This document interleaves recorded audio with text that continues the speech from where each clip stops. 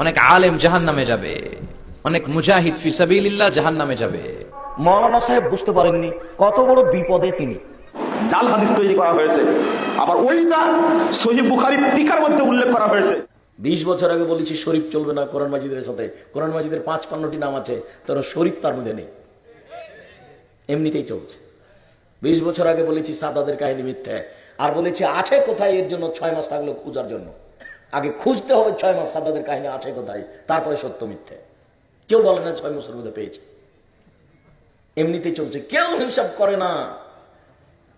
বুড়ি রাস্তা দিয়ে হাঁটতেন, যে রাস্তা দিয়ে আল্লাহর নবী হাঁটতেন, বুড়ি সেই রাস্তায় কাঁটা পুঁতে রাখতো।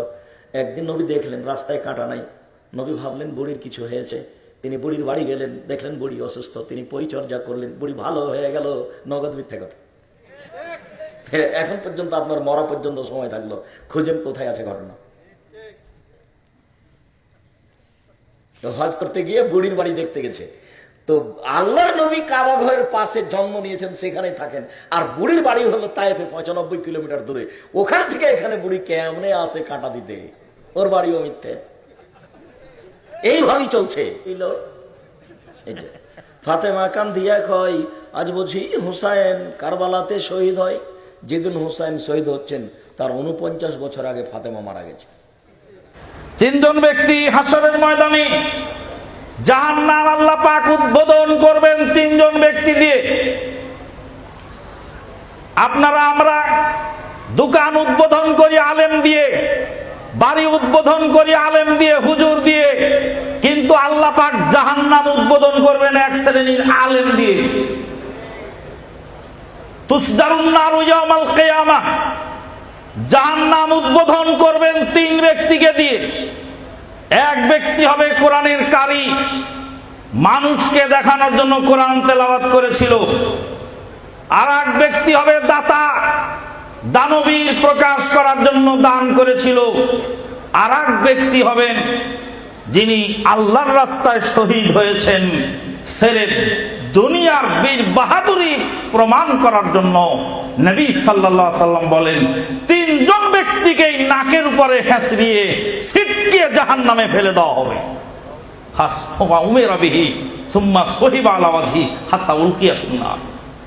এই হাদিসটি বর্ণনা করতে গিয়ে জলিলুল কদর সাহাবী আবু হুরায়রা রাদিয়াল্লাহু 3 বার বেহুশ হয়ে পড়েছিলেন।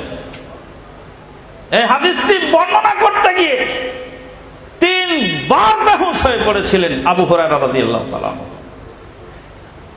আল্লাহর রাস্তায় তাজা তপ্ত রক্ত ঢেলে দিয়েছে, শহীদ হয়ে গেছে, জীবনটা কুরবানি করে দিয়েছে আল্লাহর রাস্তায়, জীবন বিলিয়ে দিল আল্লাহর রাস্তায়। কিন্তু নিয়তের বরবাদ থাকার কারণে সেই লোকটাকে বেইজ্জতি করে নাকের উপরে হেঁচড়িয়ে জাহান্নামে ফেলে দাও। আল্লাহু আকবার। আল্লাহুম্মা রযুকনাল ইখলাসা ফিল কওলি ওয়াল আমাল। আল্লাহুম্মা রযুকনাল ইখলাসা ফিল কওলি ওয়াল আমাল। আল্লাহ আমাদের কথায় কাজে ইখলাস দান করুন। বন্ধুগণ, জলিলুল কদর সাহাবী আবু হুরায়রা রাদিয়াল্লাহু তাআলা আনহু হাদিস বর্ণনা করতে 3 বার বেহুশ হয়ে গেলেন। বন্ধু, অনেক আলেম জাহান্নামে যাবে, অনেক মুজাহিদ ফি সাবিলিল্লাহ জাহান্নামে যাবে, অনেক মুতাসাদ্দিক মানে সাদকা করেছে দানবীর জাহান্নামে যাবে। নাউজুবিল্লাহ পড়বেন না? কি আজীব কথা, আলেম জাহান্নামে যাবে কেন? দানশীল ব্যক্তি জাহান্নামে যাবে কেন? নিজের জীবনটা বিলিয়ে দিয়ে, তাজা রক্ত জমিনে ঢেলে দিয়ে যে শহীদ হলো, সে জাহান্নামে যাবে কেন? আল্লাহ আলেমকে বলবে, আলেম তুমি জাহান্নামে যাও। আলেম বলবে, আল্লাহ আমি এত কোরআন শিখলাম, এত হাদিস শিখলাম, মানুষকে কোরআন জানালাম, আমি তো জান্নাতুল ফেরদাউসে যাওয়ার কথা, জাহান্নামে যাব কেন? আল্লাহ বলবে, তোমার নিয়তে গন্ডগোল ছিল। তুমি আলেম হয়েছো লিউকাল লাকা আলিম কবীর, লোকজন তোমারে বলবে তুমি অনেক বড় আলেম, তুমি অনেক বড় মুফাসসির, তুমি আল্লামা, তোমার নামে স্লোগান হবে, তাকবীর হবে। এগুলো পাওয়ার জন্য দুনিয়াতে ইলম অর্জন করেছো, আর এগুলো তো তুমি দুনিয়াতে পেয়েছোই। আমার কাছে কি চাও? আমার কাছে তোমার জন্য কিচ্ছু নাই। Go to the hell fire, জাহান্নামে চলে যাও। আপনি আশ্চর্য হবেন। কোন হাদিসটা? সালাতের মধ্যে সবচেয়ে যে আমলটার ব্যাপারে সবচেয়ে বেশি হাদিস বর্ণিত হয়েছে, ওই আমলটা কি বলেন তো? সালাতের মধ্যে যতগুলো আহকাম আছে আমিন বলা বলেন, রুকু করা বলেন, সেজদা করা বলেন, তারপরে সূরা ফাতিহা পড়া বলেন, যতগুলো আহকাম আছে আপনারা বলেন তো কোন আহকামের ব্যাপারে সবচেয়ে বেশি হাদিস বর্ণিত হয়েছে? রফুল ইয়াদাইন। ফজিলত কত? 25 জন বদরি সাহাবী সহ 25 জন কি আশারায়ে মুবাশশারা সহ বদরি সাহাবী সহ 25 জন সাহাবী কর্তৃক এবং সব মিলে 50 জন সাহাবী কর্তৃক বর্ণিত 400 সহিহ হাদিস বর্ণিত হয়েছে এই রফুল ইয়াদাইনের পক্ষে। কিন্তু দুর্ভাগ্য, এই রফুল ইয়াদাইনের সুন্নাতকে কুচুকাটা করার জন্য, হত্যা করার জন্য, উৎখাত করার জন্য জাল হাদিস তৈরি করা হয়েছে। আবার ওইটা সহিহ বুখারী টিকার মধ্যে উল্লেখ করা হয়েছে, হেদায়ের মধ্যে উল্লেখ করা হয়েছে। বলা হয়েছে আব্দুল্লাহ বিন জুবায়ের দেখলেন একজন ব্যক্তি রফুল ইয়াদাইন করতেন, তিনি বললেন, এই রফুল ইয়াদাইন নবী করতেন, আমরাও করতাম, আল্লাহ নবী ছেড়ে দিয়েছেন, আমরাও ছেড়ে দিয়েছি, এখন এটা করা যাবে না। এই একটা টাটকা মিথ্যা কথা, মিথ্যা জাল হাদিস উল্লেখ করেছেন। সহিহ বুখারী 102 পৃষ্ঠা খুলেন, টিকার মধ্যে উল্লেখ করেছে। ইমাম বুখারী 5টা হাদিস নিয়ে আসছেন, ইমাম মুসলিম 5টা হাদিস নিয়ে আসছেন। শুধু কুতুবে সিত্তা 6 খান মূল হাদিসের গ্রন্থের মধ্যে 51টি সহিহ হাদিস বর্ণিত হয়েছে রফুল ইয়াদাইনের পক্ষে। সব হাদিস গ্রন্থ মিলে প্রায় বর্ণিত হয়েছে 400 সহিহ হাদিস বর্ণিত হয়েছে। কিন্তু এই সুন্নাতকে হত্যা করেছে একটা টাটকা নগদ জাল হাদিস দ্বারা। আব্দুল্লাহ বিন জুবায়ের নামে হাদিস তৈরি করেছে। আমি জাল হাদিসের খবর রাসূল সাল্লাল্লাহু আলাইহি ওয়াসাল্লাম সালাত বইটার মধ্যে বিস্তারিত উল্লেখ করেছি। কতগুলো রফুল ইয়াদাইন হাদিসকে তারা হত্যা করতে চেয়েছে। সেরকম একটা মাযহাবী স্বার্থ, অন্য কোনো স্বার্থ নাই।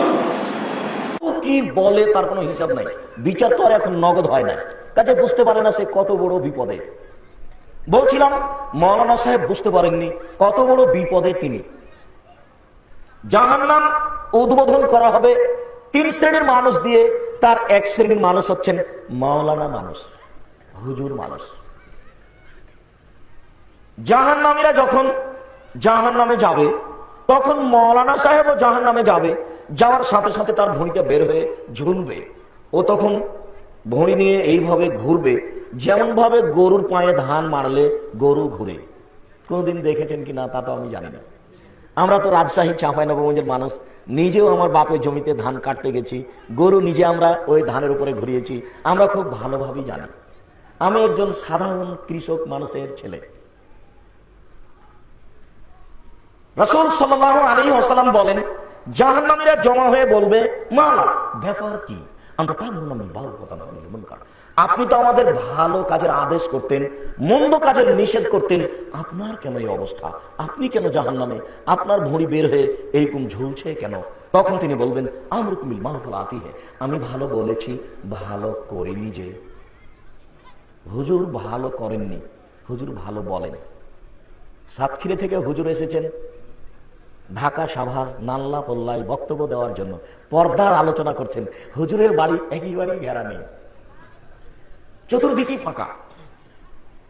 আপনাদের এলাকাতেও দেখছি যে বাড়ির চতুর্দিক ফাঁকা, কেমনে চলে আমি বুঝতে পারি না। আপনার বাড়িতে এসে যদি আমরা কিছুক্ষণ থাকি সপরিবারে, তাহলে আপনার বাড়িটাকে আমরা মনে করব ট্রেন স্টেশন। ওখানে যেভাবে কাপড় চোপড় গায়ে দিয়ে আমাদের পরিবার থাকবে, আপনার বাড়িতেও সেরকমই হবে। সম্মানিত দিনী ভাই বোন, হুজুর বড় বিপদে। হুজুর ঠিক কত বড় বিপদে, দিন রাত মিথ্যা বক্তব্য দিচ্ছে আর মানুষের বিরুদ্ধে বলে বেড়াচ্ছে, একটুকু চিন্তা করে না। দিন রাত কি যে বলছে ও নিজেও জানে না, কি যে বলছে হুজুর নিজেও জানে না। হুজুর কোনোদিন ধর্মের দাম দেওয়া প্রয়োজন মনে করে না। হুজুরের 2, 4, 500, 700, 2-1000 হাদিস মুখস্থ আছে, তা আমাদের মনে হয় না। 100 বছরের মধ্যে আপনাদের বয়স 30 বছরের মধ্যে, আজ থেকে নিয়ে 30 বছর পূর্ব পর্যন্ত, 30 বছর থেকে নিয়ে এখন পর্যন্ত যে কোনো আলোচকের বক্তব্য 2 ঘন্টা বারবার তদন্ত করে দেখেন 40টি হাদিস বলল কিনা, 30টি হাদিস বলল কিনা। আজ থেকে নিয়ে প্রায় 50 বছর আগে মাওলানা আব্দুল্লাহ সালেকুড়ি দিনাজপুরি অনেক হাদিস পড়ে মানুষকে বক্তব্য শোনাতেন। এখন তো মানুষের কাহিনীতেই চলে,